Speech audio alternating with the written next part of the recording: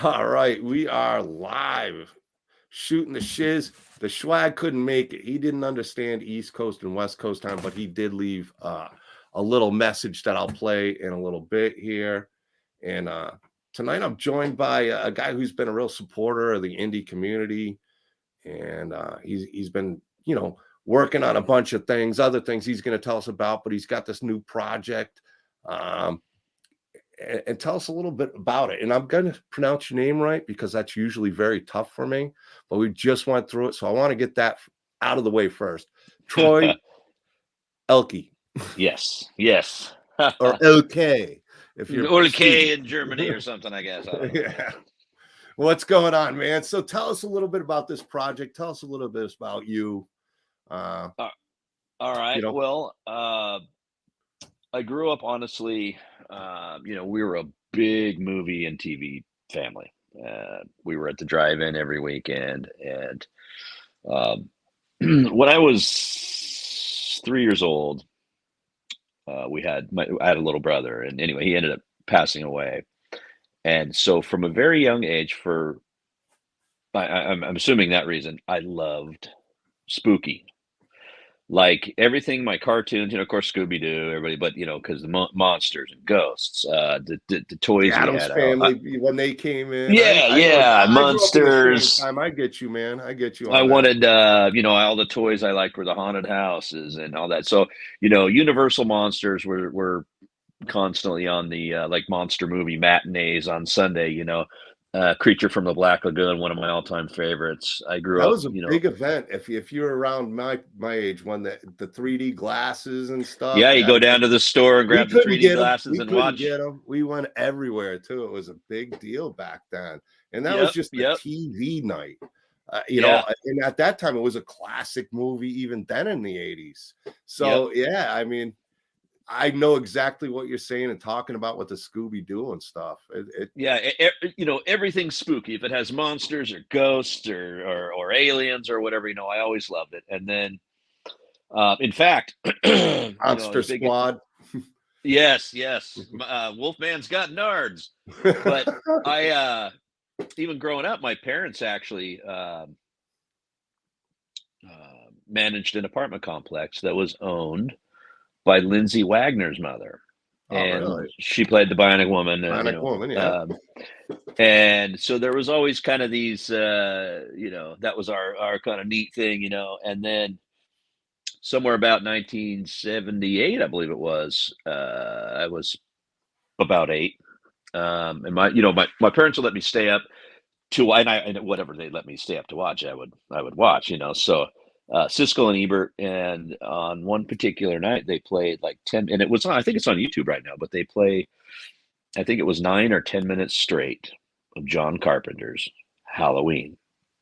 And it was the scene where she was in the closet and he smashed his way in and she stabbed him, and then she's standing in the doorway and he sits up, and I just crapped a cat right there, It was and I fell instantly in love with the slasher genre. So from there, I'm the same with you. Halloween '78 is my favorite movie. If you can't tell behind me, I got a little bit of a Halloween collection. Oh yeah, I can see that. My eyes aren't that good, but so right then, bam, and then where I lived, I had a couple of neighbor kids, and I can't remember.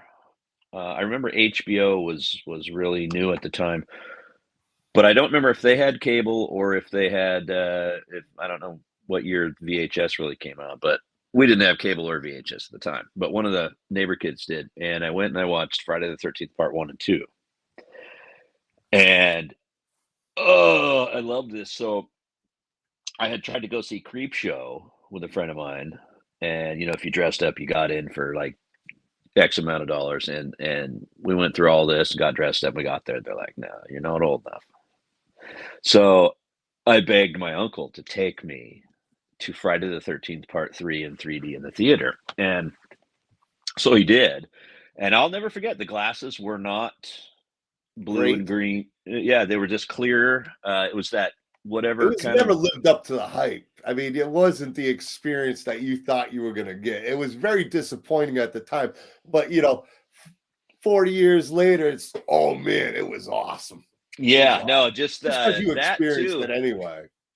that too, from watching, I watched the first two like back to back, and then when this came out, I waited. So Jason was still Sackhead, Yeah. and I was actually sitting in the theater and watched it unfold, and it was a blast. And I've actually seen every Friday the 13th movie on opening night since, and it's You know, just tradition now. But I caught part 8.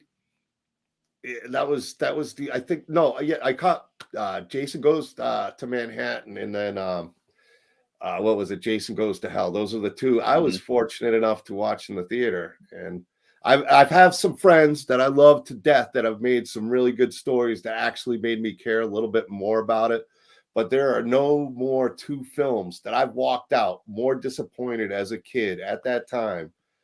And I watched it for free and I wanted my money back. I Well, was on so those, disappointed. I like part 8 now a little bit more, but it's Jason got Goes to some kind Hell, of I like it charm. because of my friends that have kind of made the story interesting. Other than that, I couldn't stand it. 8, I was horribly disappointed just because, Jason takes Manhattan. Jason in the Big Apple, there was so much there, and it was Jason on a boat. We got 5-10 minutes in Manhattan, so that was super lackluster. And then, Worst unmasking ever. Can we yeah, agree on that? yes, yes. Oh dear God, mommy. But Mhm. it was funny in talking to Adam Marcus and how he was restrained. They said we don't want the mask. We don't want any mask in this movie. And I'm like, wow, And so because I mean, it had so many cool things in it, like them blowing Jason up with the SWAT team and all that. But then you had like I think the body transfer thing was just like, no, where's Jason? I want Jason. I want Jason. But then it had the Evil Dead dagger in there and some interesting things, and then of course the Freddy coming up and pulling Jason's mask down at the end. So there was a lot of cool stuff in there. But yeah, I think the See, me and my friend, everybody loves that. See, I've never been a big crossover guy. I enjoyed Freddy versus Jason. Don't get me wrong, but you could tell it wasn't even Robert Englund, and it just seemed clownish at the time.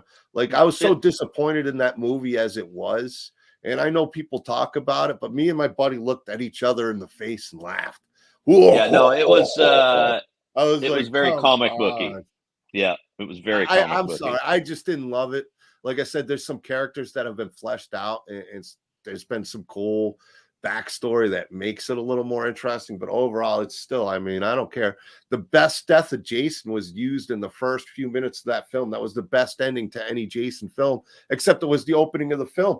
Went in there, and we're like, oh man, shortest Friday the 13th I ever seen.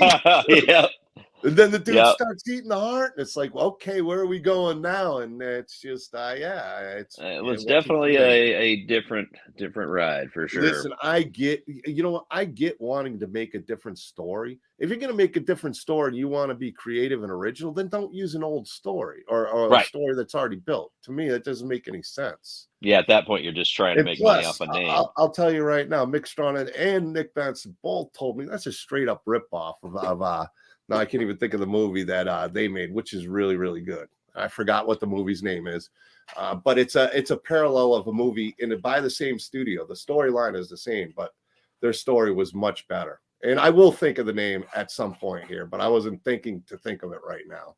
I It had think Joe Piscopo in it and stuff. Oh, what's the name of the movie? Oh my God, I feel like an asshole. I will find it it's and not post. Goodfellas, right? Or you're not No, it's not a mafia movie. It's an old okay. 80s horror movie. Forget it. If I start thinking about it, we'll sit here for 10 minutes Yeah, for yeah, I know. everybody else. Joe Pesci. We're Huh. good. We're talking about you tonight. Like we grew up we obviously have the same things we enjoy. So what's the thought process with this film that you're creating, that you're putting on this Indiegogo campaign for? Well, What inspirations from what we've talked about are you using in this film and script? And I'm guessing that uh, has a lot to do with it. I'm leaning towards that kind of a universal monster thing. While we were talking about Friday the 13th, I was going to say part 6 has a certain feel to it. And I think that movie would have done fantastic in black and white with film grain, like a universal, especially in the beginning when he's shocked, with the lightning and a thing. But I digress. That's why I really want this project that I'm working on right now. We're going black and white. We're going 50s sci-fi creature feature with a twist. So it's 2050. I've got 50s cars. We're doing black and white, film grain, all that. We're trying to stay as true to 50s movie as possible. Hence it's Earth versus werewolves from Mars. And so you have an army of werewolves coming down from Mars to retrieve something that they dropped. Well, I wouldn't say dropped, that they lost when 5 of their crew members were killed in a crash in Roswell, New Mexico in 1947. So what I'm really looking forward here to trying to do is capture some of that old, some universal, some like the day the earth stood still. But we're going to add, some splashes of humor in there too, because I love to be a bit goofy. So not going slapstick, but I want to have some humor in there. And then, a good old fashioned, well, it's going to be a little bit different than good old fashioned. Again, we're trying to stay true to the 50s, but we'll be using more modernized camera angles, camera movements and things like that. But we've got miniatures like Harryhausen miniatures, really cool escapes. We've got a full soundtrack. We have an original score being worked on as we speak. We've got it's the production value is pretty good. It's pretty good, and I've got a lot of my cast done.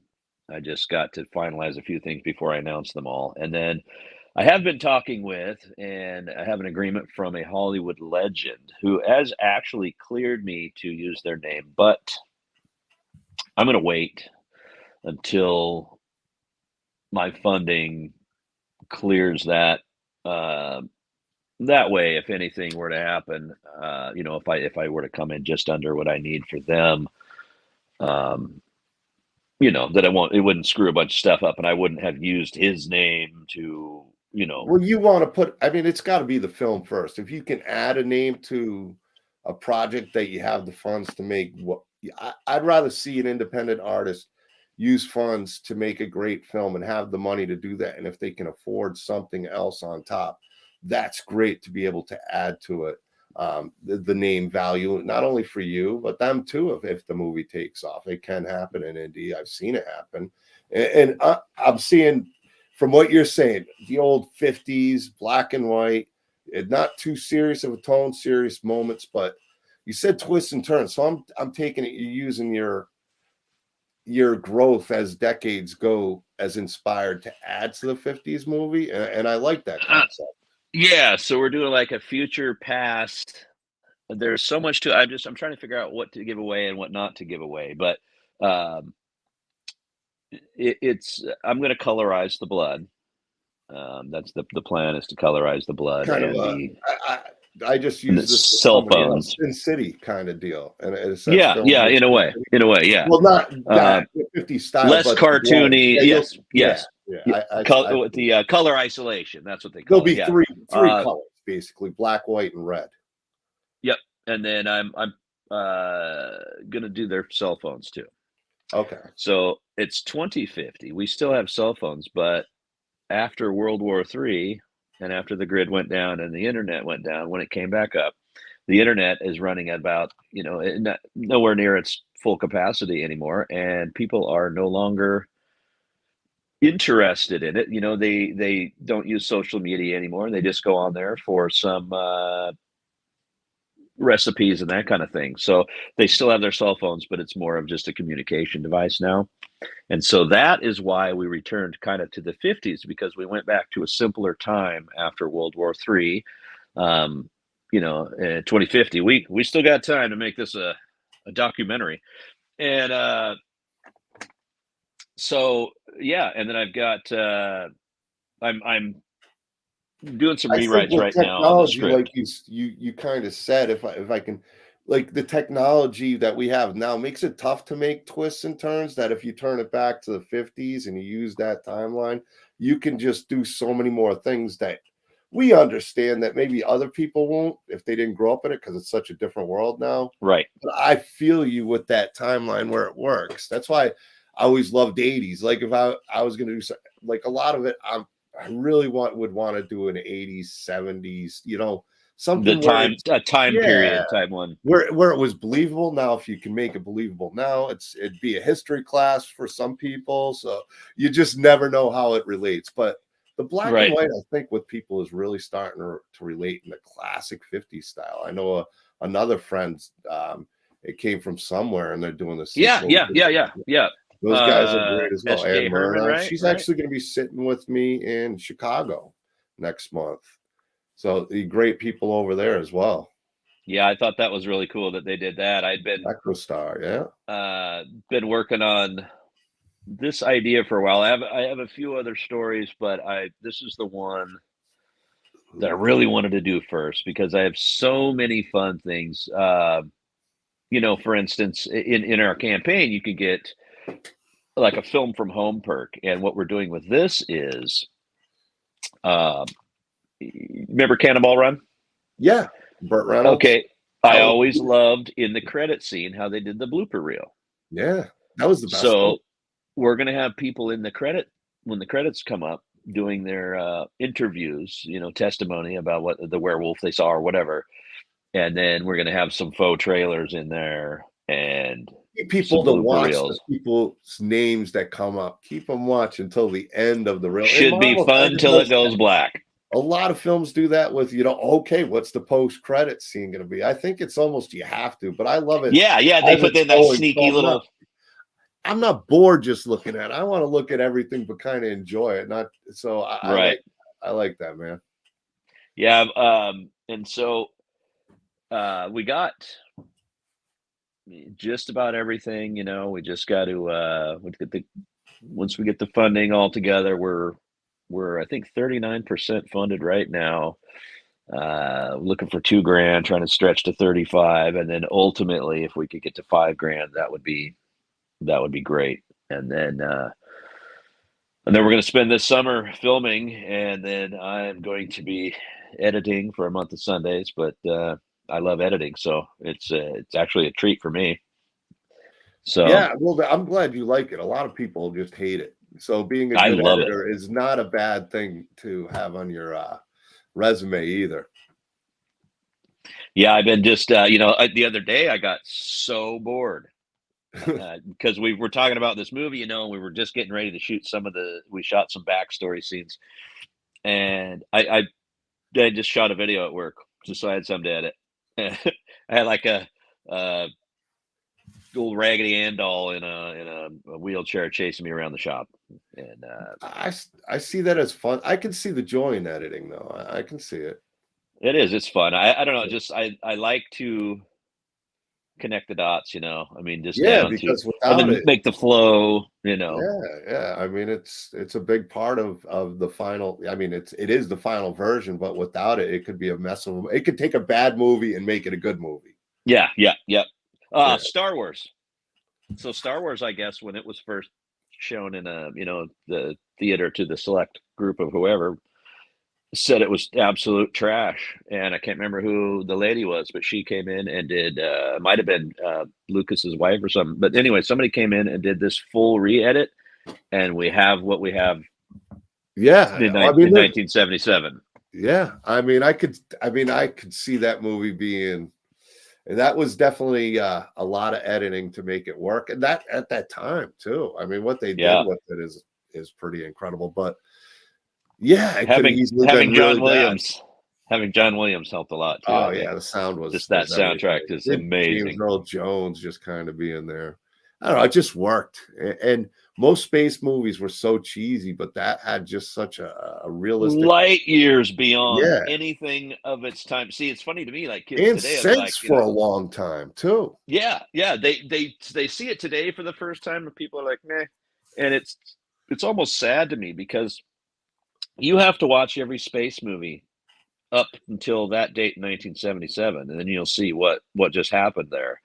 And they sent out a bunch of crap right after, like Star Crash and whatever. These just horrible movies. Oh yeah, everything tried to work It out. cashed in on it, Everything. and Yeah. no comparison. No, I mean, Yep. even then, Buck Rogers was kind of coming out. I mean, it was definitely inspired to start doing that. Yep. And they kind of, I mean, they for a TV show, they did it Battlestar well. But Galactica. what Battlestar Galactica? But what Star Wars did, I don't know. I still watch it now. I'm like, man, those ships look dirty. They look rugged. They look mean. That Where you was look the at brilliance. even the prequels, which get more love now. I enjoyed episode 3. Every ship was way too clean. Nothing ever Shiny. stuck out to me. Every ship in Star Wars, the original, stuck out to me. Well, even if it was the same ship, knew whose ship it was because of the damage and stuff. Yeah, the blaster marks or some kind of something broken. I loved Han Solo to have to hit the thing to get it started. They spent a lot of attention to detail there. Dude, I owned so much Star Wars shit as a kid. I mean, that was my childhood there. I mean, I owned the Millennium Falcon, the Imperial Walkers. I owned everything. I was spoiled like that. The Death Star. I had the original Death Star. I never had the Death Star. I saw. I don't know what year you were born, but I saw the holiday special. Okay, 76. I saw Empire in the theater, and I still remember. It's the first memory of a movie in the theater. I saw the holiday special live on TV as it happened once, and then it never happened again until someone invented the internet and then YouTube. I vaguely remember watching it, and I immediately remember forgetting it. Because it was at that time, and I think it came out obviously in between Empire and Star Wars, and I think it was right when I was getting ready. I'd just seen Star Wars on HBO. We kind of talked about that. There was something about HBO back in the day. It was an event when that movie was coming on. You flying through the city on that little miniature city at that time, man. That HBO music coming up. So good. Yeah. Awesome. I remember when we didn't have HBO and it was on, and you'd get those squiggly lines, and I'd be watching it, and every once in a while you'd get a little clear shot. Watch Star Wars blurry quite a few times like that. Yeah, I think I tried to see many a boob that way too. Oh, I think this is the adult channel. If you watch for an hour, you get a quick flash. Oh, there it was. I think. But yeah. No, that was, I actually am fortunate. My grandmother, who's still with us, 92 years old, she took me in 1977 to see the original Star Wars on a sneak preview Thursday night before the mass opening. And we waited 4 blocks in line because it was a single theater. And, the movie showed like twice before we got there. So it was 4.5 hours in line. I got lost from her, scared and all this crap. And then I walked in the theater and I walked out a different person. It was absolutely magical. Oh, dude, I got to see. I mean, those were magical times. Like I said, Empire Strikes Back from Indiana Jones. Indiana Jones. And it was memories with me and my dad too. I mean, that's what made it special. Even watching, what was it? Firefox with Clint Eastwood in the theater. Mm-hmm. Like a lot of people don't remember that Clint Eastwood movie, or if they do, but it was a special one for me. Raiders of the Lost Ark, and then Temple. See, I worked in the theater. My first job at 16 years old was in the theater, and I saw Firefox dozens of times. Weird Science, Breakfast Club, just a bazillion times, because it was a single theater, but it was like the rerun. It wasn't the first run. It was like the second tier down. So that was a lot of fun. That was an awesome job. It was my first job, and I made $3.33 an hour. Well, at that time it's not bad though. I mean, it cost $1 to get in the theater too. I mean, that's true. That is true. Popcorn was like 50 cents. I mean, I remember back in my day, my first job, I made $5.50. Yep. And this guy would have me cutting lawns. I mean, this guy made out good. Yep. Minimum wage, you do not get that. But that's, but back then when you're a kid and that's your first job, you work 12 hours of that. I mean, you could buy a bunch of shit. You didn't need all the shit you need now, because we were ours too. We would close the theater when it was over and bring our friends in, and we'd all sit there and pass the smokes and popcorn, drink beer, or whatever we wanted to do. It was just like a free for all because we had it. well, one of the reasons I watched like Friday the 13th Part 8 and Jason Goes to Hell, or even Nightmare on Elm Street Part 5, so some of these movies, was because my buddy who bought us alcohol when we were kids cleaned the theater. So he'd be like, hey, you want to Nice. clean the theater for $15? I'd be there cleaning shit, all drunk Yep. and whatever. And I'd get to go in there anytime. We'd watch the movies before they came out. We'd clean the Awesome. theater, get wasted. I mean, terrible nowadays, underage Yeah. drinking. But for me at the time, my Times were bad different. choices, it worked out great. I don't have bad memories of it. Right.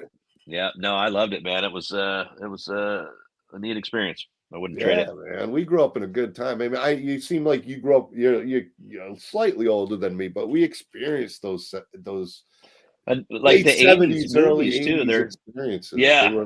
they were being played, and they were almost early classics at the time. I mean, people don't understand what we're talking about when we say how great the 80s was. You had metal.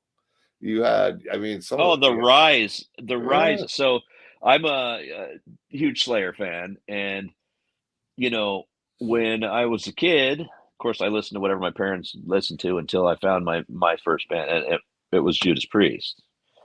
And I just saw Judas Priest one day, and I was like, I like this band, And all of a sudden, I went from like listening to whatever my mom was like, Michael Jackson and whatever, to this, and then watch the whole rise of Slayer and Metallica and these bands created, and waited for their next album and their next album and their next album and all this metal. There wasn't metal, you know what I mean? And it's like, it's weird being in a time just growing up where I was a kid running around playing when there was no music such thing. was politics back then.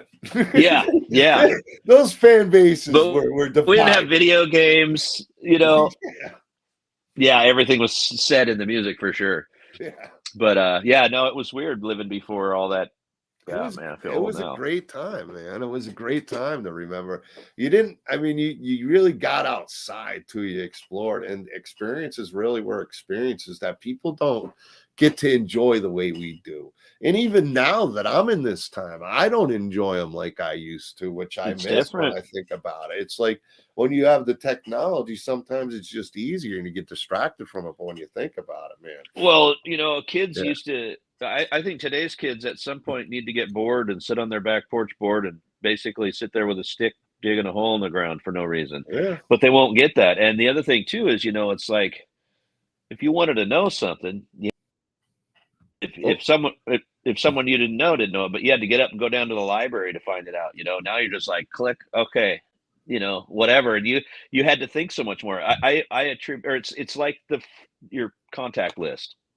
Yeah, everybody had their own contact list. Oh, I knew everybody's number by head. And now we don't know shit because we rely so much on our phones. Now, once the phone's gone, we're like, what the hell was my wife's number?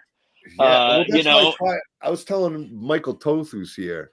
Yeah, I was telling him earlier. It's like I needed his number, and his phone's off right now. But I needed his number for something. He's like, oh, I told him I don't save numbers. You're one of the numbers I want to try to remember, and I can't even remember the first number in it. Right now, so. It wasn't going to work. It's slowly but surely, and then people now, don't know how to drive sticks. They got the rear view backups. They're not going to know how to parallel park anymore pretty soon without help. We're Wall-E now. We'll just be all big fat gelatinous globs on a conveyor belt getting squeeze tube food, and just don't ever have to move again. Everything will be done for us by a push button or voice control. It's like, no, we gotta. He brought up Journey. You remember that Journey video game? There was an arcade Journey game, wasn't it? Journey. I'm pretty sure it was Journey video game, and it was the musicians. There was one in our bowling alley. I'm pretty sure it was Journey. I don't know if anybody out there remembers that, but in the arcade where we used to have the bowling, it was graphically pretty cool, and the sound was good. I don't remember if the gameplay was any good. I think it sucked, but it was pretty cool looking. It's like, man, this game sucks. Then you look at it a little bit. Let me throw in another core. No, not Joust. It wasn't one of them. It actually had like pictures of the musicians on it. I mean, you're talking a long time ago, but I think it was Journey. Do you remember Space Ace and Dragon's Lair? Was it like a cartoon or video, or was it actually pixeled Well, it was like they at 8-bit the or time, whatever, it or was like they had 16-bit. their pictures on arcade, like Okay. arcade stuff. So it wasn't Okay. like full. It wasn't Dragon's Lair like that, but it was like their pic. And at the time in arcades, a lot of it was Pac-Man and stuff. So even to see an image on a thing kind of made it Yeah. stand Yeah. It out. looked cool instead of round with Yeah, one yeah. eye or Oh, I something. remember that was Norwood, Massachusetts, back at the bowling alley.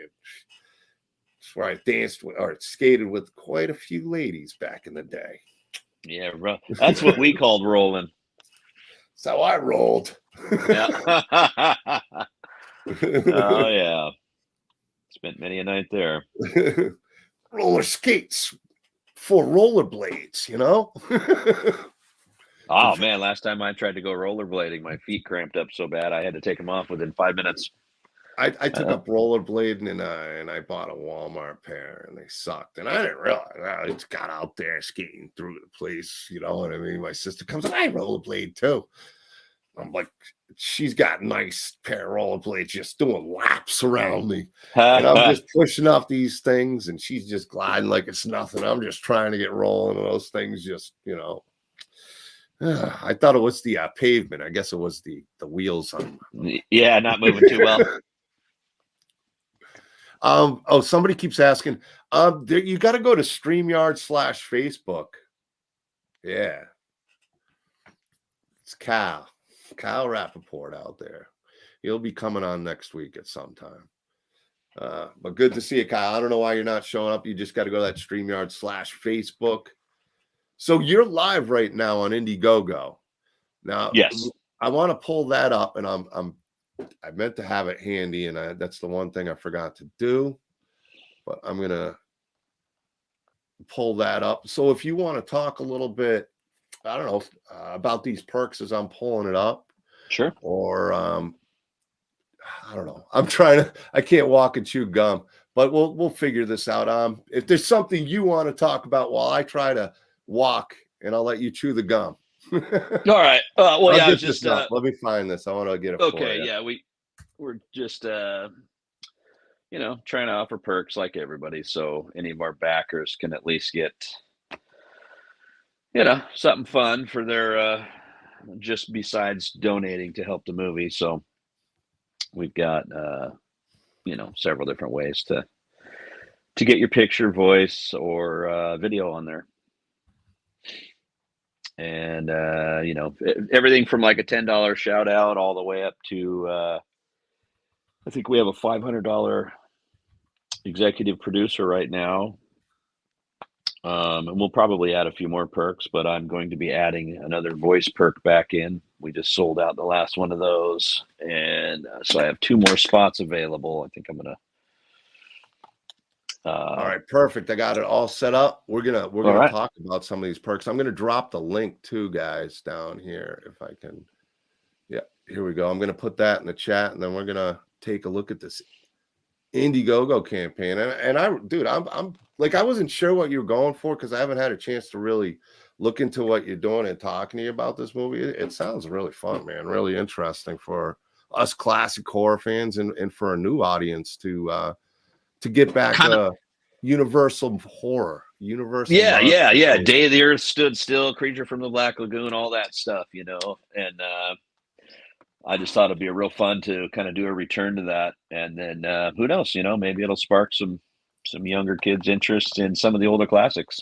Oh, you know what I still got to do too that I forgot is play Brett's, because he felt bad. He lost track of time because he's on the East Coast. He was thinking it was an earlier show on. He just got a little confused, but he did leave a message. He felt real bad. He was excited to come on. So we will play that as soon as we're done going through this. I'll let you talk about it while it's up, and I will get that ready for us to take a look at for Brett. Here we go. All right. All right. Is there the trailers on here, right? Yeah. Let's do it. Yeah, little teaser. Who's that I see walking in these woods? Why, it's Little Red Riding Hood. Coming in from Mars towards the Earth. Little Red Riding Hood. You sure are looking good.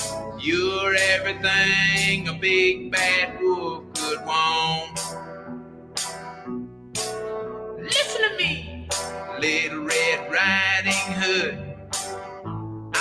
think little big girls should go walking in these spooky old woods alone.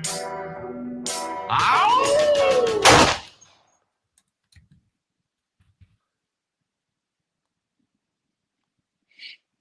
That was sick, man. I like that track. I like the sound. I like that song, man. That's pretty sick. That's pretty Yeah, sweet. old school classic song. Yeah, man. You get a nice tone for it. Let me there we go. There we go. All right. So here's the special thanks perk you were talking about. We'll move up to the Blu-ray for you. Yeah, we got Blu-rays. We'll be once we're all said and done, we'll be sending out a special edition Blu-ray to everybody who wants one of those. And then we have the missing posters too. So we're gonna have a scene in it's a flashback scene, and we're gonna have several faces on poles and walls of missing people, and you can put your face in there, or someone somebody you like, or maybe somebody you don't like. Exactly, or somebody you want to be missing. It's like, hey, Billy, like a terrible picture of somebody from your past that they don't want ever seen, like without their makeup and their right, their dentures not in or something. Who knows? Right. Yeah. So there's the missing posters, which just take a picture of your choice, and yeah, so that'd be easy to do. Just send it in. We'll put it in the format of a missing poster, print it, and hang it. And, I think those are always fun. I mean, you definitely get seen in the movies. I know a lot of people get those perks. Actually, the guy who recommended you was Matt Skinner. I know he's had Charlie's picture in quite a few films, and it's a great thing. Oh yeah. I love. He's always family and send it in. Yep. I love how he does that with his son. Yeah, me too. I'm a big fan of Matt and what he does. So, Film from Home. Yes, this is the old Cannonball Run. In the credits, we're going to have, I believe, 3 people are going to give their, like they're on the news, eyewitness testimony as to the Martian werewolf. And we'll have that playing during the credit, and then it's gonna be mixed in. We're gonna have a few faux trailers and then blooper reel. Unless we're so perfect we don't have any bloopers. I'm sure there won't be any. Never happens. Never happens. Never. Everything goes as planned when you're on set. Yes. It's notorious for that. If something goes wrong, you have nobody to blame but yourself. That's right. Just get name a character. That's a pretty cool perk. Yeah, the old classic name a character. So we've got several characters throughout the story here, and we will let someone give them a name, and can be your name, could be a name of someone you like, or the only thing that scares me about that one is what if somebody comes up with a god awful name that's just so bad. Well, I've already specify in it that it has to be a real name. I'm not put Dickie McButtpants or something in there. It's not happening. Well, so, that's I mean, I'm talking about pretty names, like ones that make no sense. Yeah. I mean, it'll have to be within reason. It'll be your name or someone that would be the only thing I'd be on a few of them, like as a filmmaker, you just want to watch yourself where you don't have, it's like, oh shit, I wish I never put this perk out there. But I think it's a cool thing if they come up with a good name and it's out there and they're at least taking it serious, even if it's not a great name, at least it's serious. I'm sure as a writer, you can make it work. Oh yeah, no doubt about it. And then, in fact, you know what? By golly, I could put another perk out there, a little bit more expensive, where you could literally name a lead character whatever you want. Cool. That could get a little. That would be pretty cool. Wacky. Yeah, be in the bar scene. Who's ready? Yeah, to do shots. We've got a big pivotal bar scene. This bar scene is It is monument. It pivotal in the story. This is huge. It's a major component of the movie, and obviously you have to be 21 years old, and you have to get here. But if you can get here, I suspect a lot more local people. But anybody that wants to come in and grab that perk, you're more than welcome. I can't cover the lodging or travel, but if you can get here, we're going to be spending the day in the bar, not drinking now, and Maybe after. and filming. And I'm going to make sure that everyone that is in that scene will definitely get screen time. And it should be a lot of fun. Yeah, that sounds like it'd be a fun thing to do, man. For $125, go in the bar, be in a film, be in a Be on dance set all scene. day. Well, that's a perk I might jump on, you know. So I've got we're doing a big dance scene. Well, yeah, hard to explain. It will be interesting. We're going to have a song more or less by the Werewolf or a Werewolf. So it doesn't start out by the Werewolf. So it's going to be a little nutty, but it should be cool. It'll be some original music written for it. Going to be a fun scene. Sounds interesting. All right, let me click over here, check out what we got next. Associate producer, always good to get your name on IMDb. Yep. David Miller has already jumped on one of those, and I had to restart it because when I added a picture in there, you can't add or change anything that has been claimed already. So I had to put his in the hidden and start it again. But yep.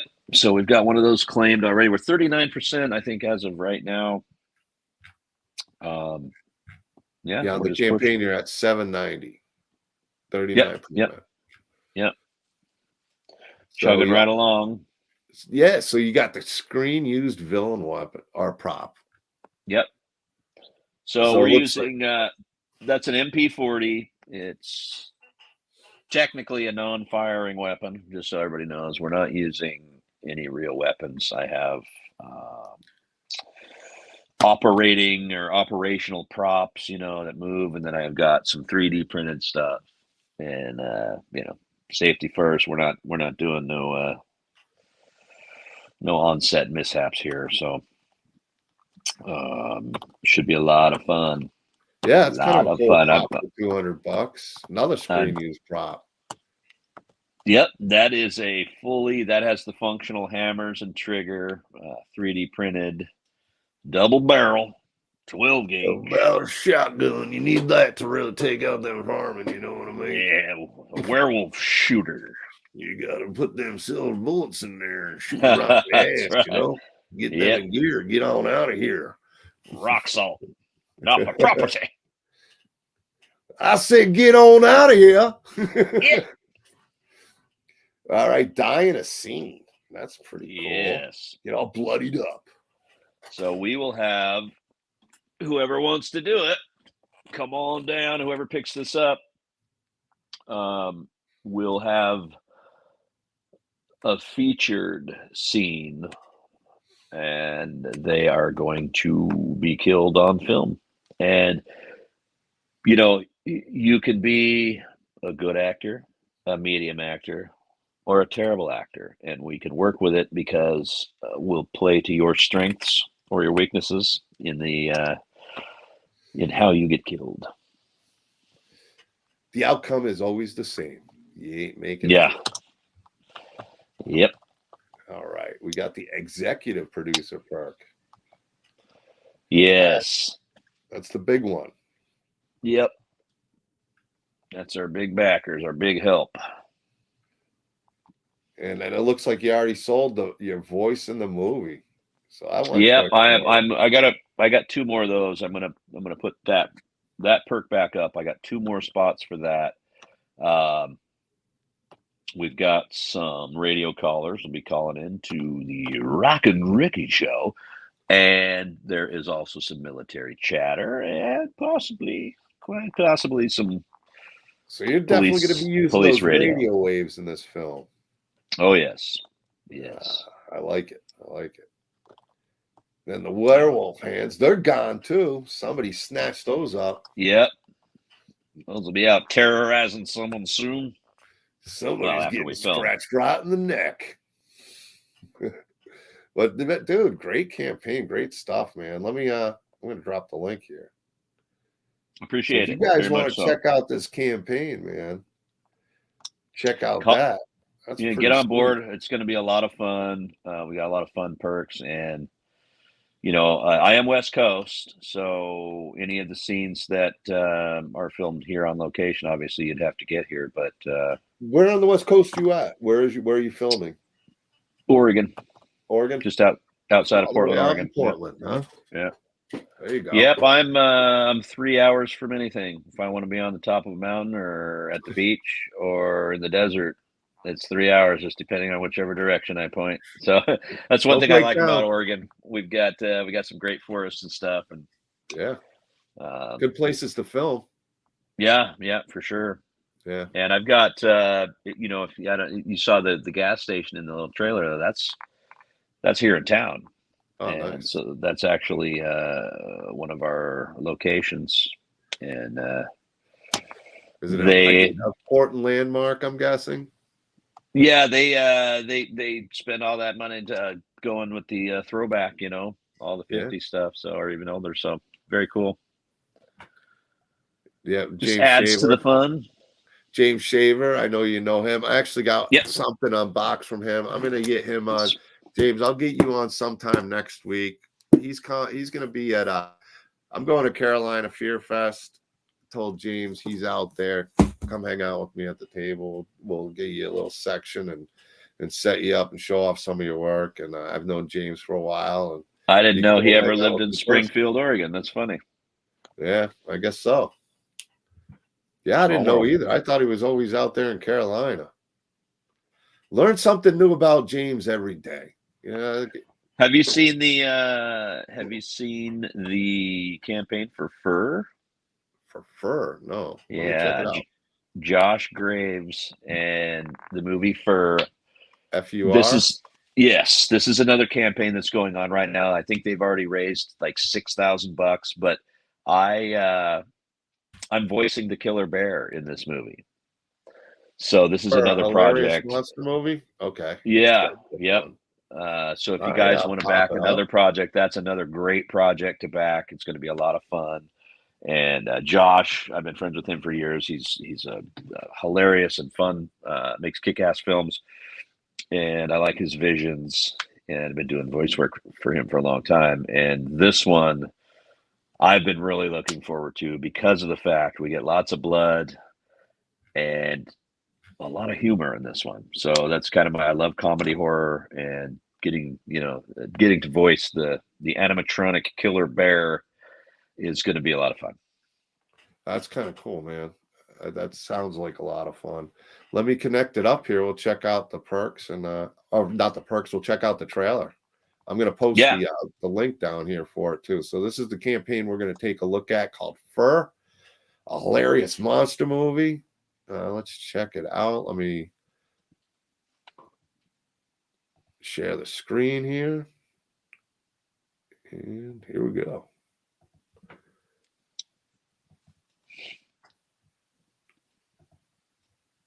This used to be a quiet town. Everyone knew everyone. They left their doors unlocked. They were a friendly folk. But now, everyone locks their doors. No one talks to each other. Oh, heck, I can't even get the cook at Waffle House behind the counter to look me in the eyes when he's making my hash browns covered, chunked, smothered, diced, and topped. But I digress. This city has become El Orino del Diablo. For those of you who don't habla Espanol, that means the devil's chamber pot.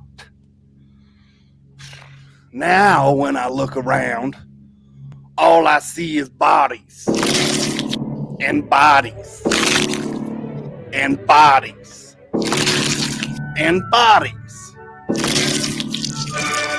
and more bodies. Ring, ring, hello, more bodies.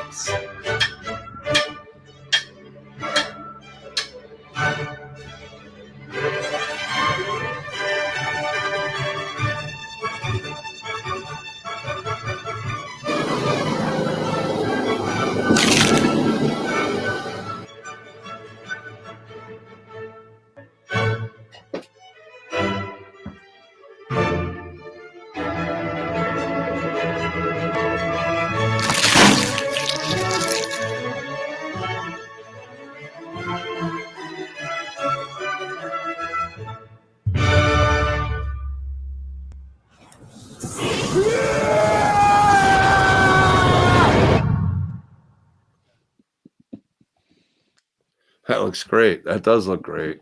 That looks really Ridiculous really cool. fun. Yeah, it looks awesome. So I dropped the link for that one down there. Let me put up the message. I'm sure Brett's gonna want to kill me. He'll be like, I never saw you put that up. He's probably going to sleep, but I know when he watches a replay, he'll be like, you didn't even look show it. I'm like, I did. I just did it at the end of the stream.